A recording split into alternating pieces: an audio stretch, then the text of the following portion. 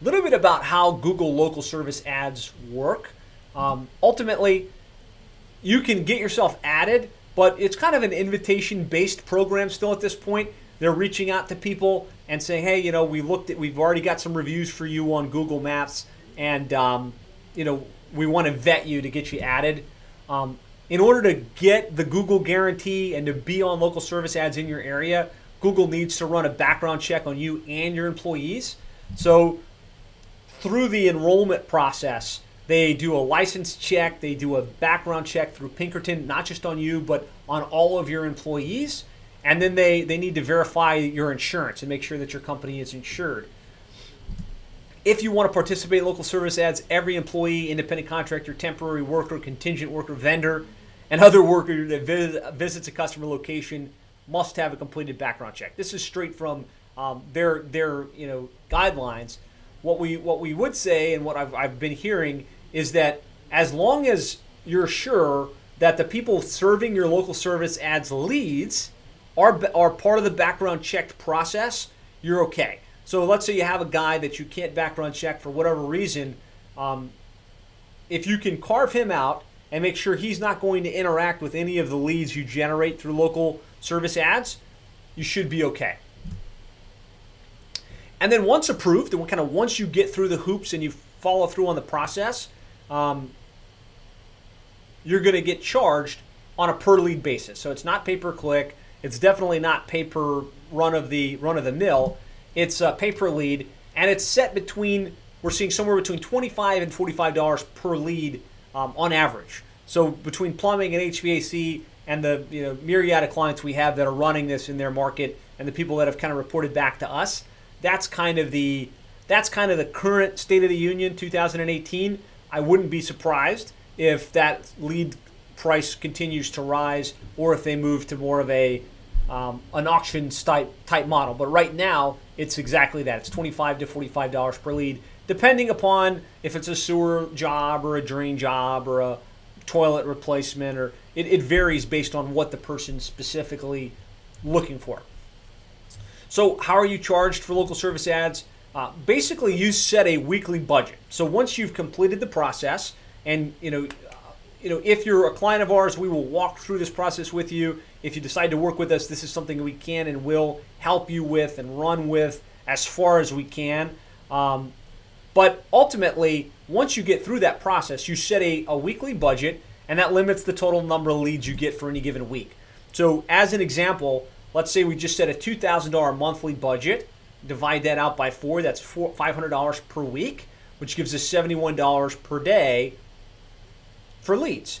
And if the cost per lead is $35, that means we're only going to probably wind up being able to buy 2 leads per month, and we'd be capped. So it kind of goes into a weekly bucket, and 500 leads divided by 35, that means we can give you 14 leads per month from local service ads, at which point your budget is exhausted and you come out of the rotation. So if you were in that top 3 pack because you had budget and because you met the ranking factors, which I'll talk about in a second, and your budget is exhausted, you'll come out of the three Google local service ad listings. So just be aware, I'm of the mind frame, if you're getting a $35 lead, that's one of the lower cost per lead options available of a high quality lead. You'd be better to err on the side of being aggressive, like keep your budget almost wide open. If you know that you can convert the lead, you've got the text to serve the job, your text can create a nice average ticket from the jobs that they're going to run, you'd be better served to just make that a wide open budget than to limit it to $1,000 or $1,500 per month, if that makes any sense. And you're going to get a different number of leads from day to day, but they really try and manage the budget and the spend so that it's only going to spend what you have allocated weekly. And then you do have the ability to dispute the leads. So they're really pretty good about making sure the leads that you get are legitimate leads. So how they classify a legitimate lead is if it wasn't a solicitation, spam, an area that you don't serve, or a service that you don't provide. Any of those things happen right within the app. You dispute the lead, Google will refund the per lead cost without much trouble. And we found that to be, they're really doing good about that. So ultimately, you're paying only when you get a legitimate lead from somebody that's legitimately interested in your services, and it works really well. So the next big question is, how does the ranking on this thing work, right?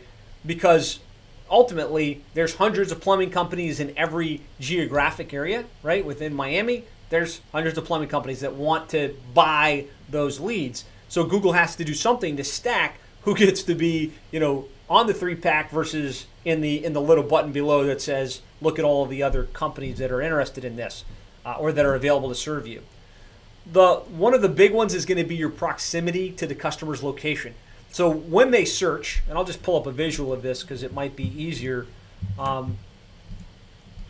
When they search on Google and they type in Miami plumber or whatever city you're in, they're going to get this little 3-pack, and they can click more plumbers in Miami, and then they enter their zip code, right? So let's just say they're looking to unclog a drain, and the zip code is 33157, just as an example.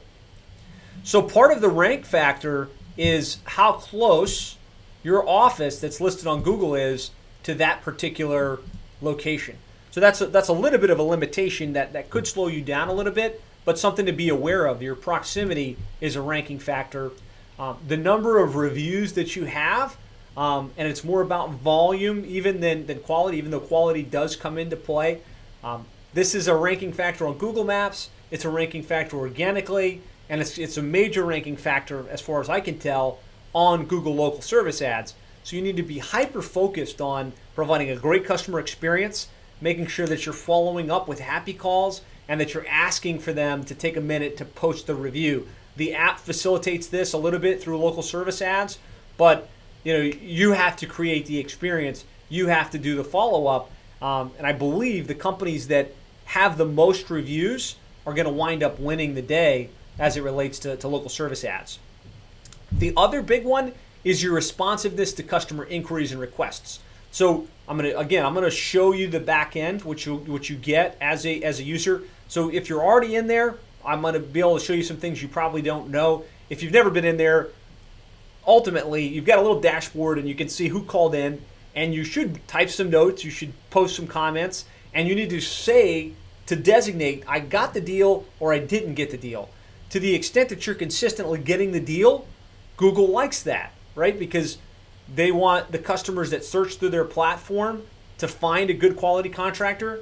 They want the contractors, so the plumbing HVAC companies, to get good results from it. And so if you're getting the leads, following up on the leads, serving their customers well, and then getting the job and showing them, hey, I got the job, they're like, okay, this guy is Johnny on the spot, right? He deserves to be served more in the 3-pack and the local service ads. So how well you respond and how well you close out jobs in the app is important.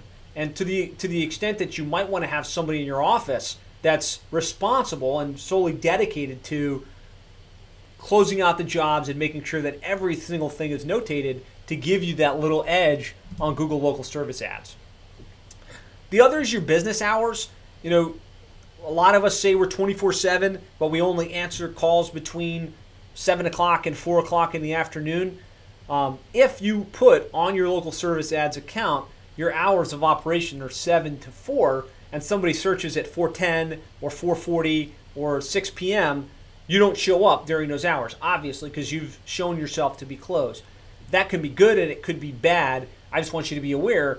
Think about those hours and realize that the lion's share of people run these searches in the afternoon and in the evening, on the weekends.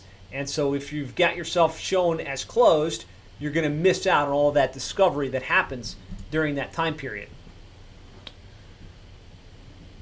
If you get a lot of negative complaints, so the process is somebody calls in through the app, you have to say whether you did it or not. The system follows up with that person to find out what their experience was.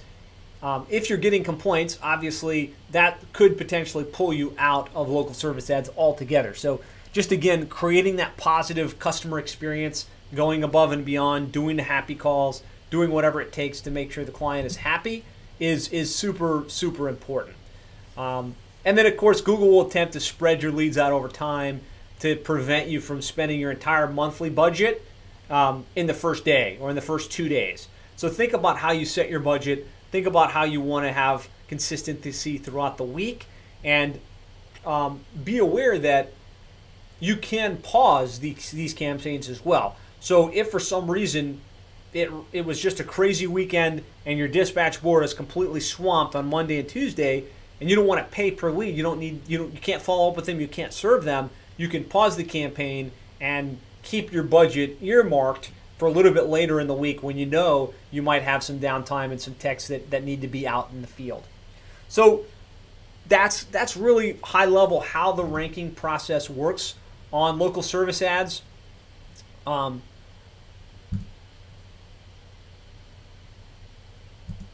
I ran a couple of these searches, and what I'm seeing is, if you look at the stacking order, and I did this in a number of markets, usually it's the company that's got the most reviews that's coming up at the top, and I would say that's probably the biggest factor on that. Well, I hope you got value from that video. If you'd like more ideas, strategies, and techniques on how to really more effectively market your plumbing or HVAC business online, I'd like to invite you to go to plumberseo.net/checklist. There we've outlined the ultimate online marketing checklist for plumbing and HVAC contractors to really maximize your lead flow online.